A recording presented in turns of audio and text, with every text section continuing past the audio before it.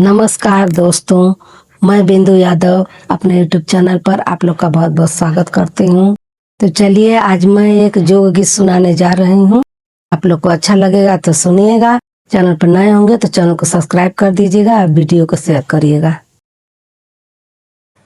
बनारस से जोगाइल बिकाए, बनारस से जोगाइल बिकाए, ना जोग पापा किने ना जोग मम्मी, ना जोग पापा किने ना जोग मम्मी, कुंवार बिटिया जोग किनहु न जाने, कुंवार बिटिया जोग किनहु न जाने, बनारस से जोगाइल बिकाए, बनारस से जोगाइल बिकाए, ना जोग चाचा किने ना जोग चाची, ना जोग चाचा किने ना जोग चाची, कुंवार बिटिया जोग किनहु न जाने, कुंवार बिटिया जोग किनहु न जाने, बनारस से जोगाइल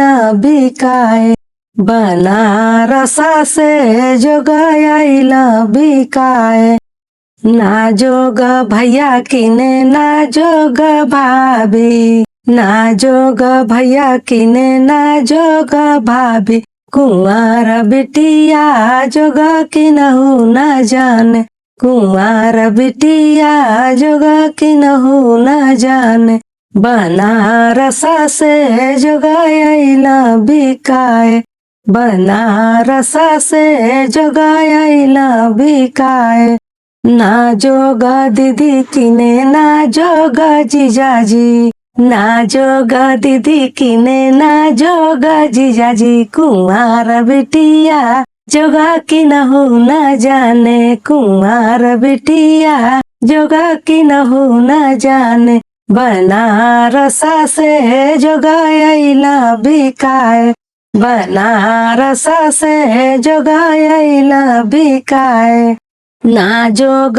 बुआ किने ना जोग फूफा, ना जोग बुआ किने ना जोग फूफा, कुंवार बिटिया जोग किनहु न जाने, कुंवार बिटिया जोग किनहु न जाने, बनारस से जोगाइल बिकाए, बनारस से जोगाइल बिकाए।